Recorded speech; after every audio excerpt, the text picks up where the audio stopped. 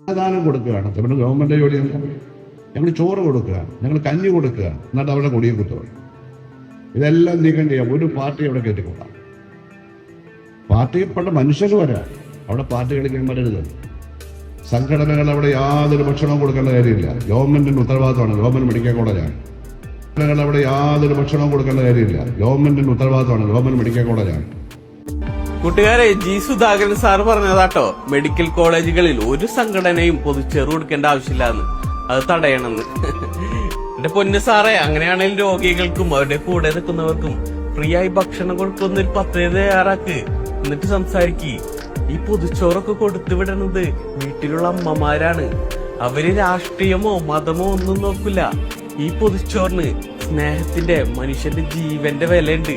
എന്റെ പൊന്നു സാറേ, ഡിവൈഎഫ്ഐ പ്രവർത്തകര് ഞങ്ങൾ പൊതുച്ചോറ് കൊടുക്കാറുണ്ട് കേട്ടാ എന്ന് പറഞ്ഞിട്ട് ഇതുവരെ എന്റെ അടുത്ത് വന്നിട്ട് എന്റെ വീട്ടിലോ വന്നിട്ട് വോട്ട് ചോദിച്ചിട്ടില്ല കേട്ടോ.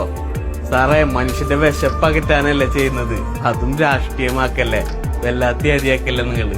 മനുഷ്യന്റെ വിശപ്പകറ്റുന്നത് അത് ദൈവത്തിന് തുല്യാണ്. സഖാക്കളെ, നിങ്ങൾ തുടരുക. എല്ലാവരും നിങ്ങൾക്ക് സപ്പോർട്ട് ഉണ്ടാവും.